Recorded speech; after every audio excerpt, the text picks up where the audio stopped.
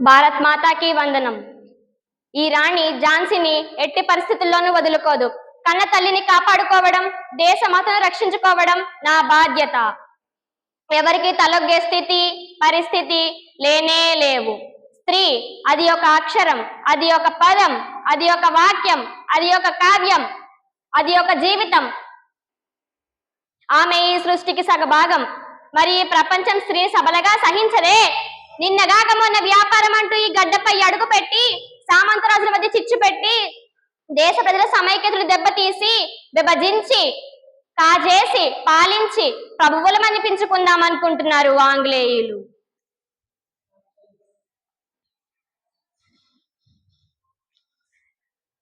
రాజ్యాలకు రాజ్యాలను తమ హస్తగతం చేసుకోవాలని డల్హౌజీ రాజ్య సంక్రమణ సిద్ధాంతాన్ని భారత సంస్థానాలపై సామంత రాజ్యాలపై ప్రయోగించడం వారి దుర్నీతికి పరాకాష్ట.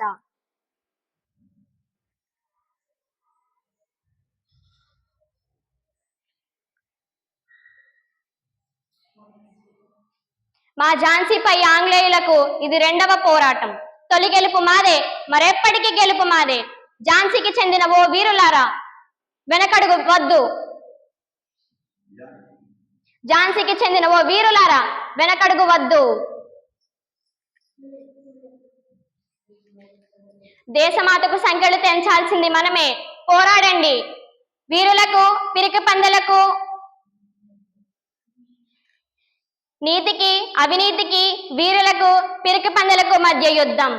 ఈ తిరుగుబాటుని ఎవరూ అణచలేరు. నా కంఠంలో ప్రాణముండగా ఝాన్సీని వేరొకరి చేతికి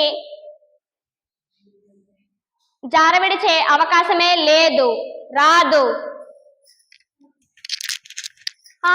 అబ్బా, ఎదుటపడి ఎదుర్కొనలేక వెన్నుపోటా?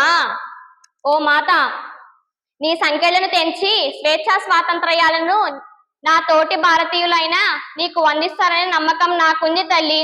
భారత్ మాతాకి జై, భారత్ మాతాకి జై, భారత్ మాతాకి జై.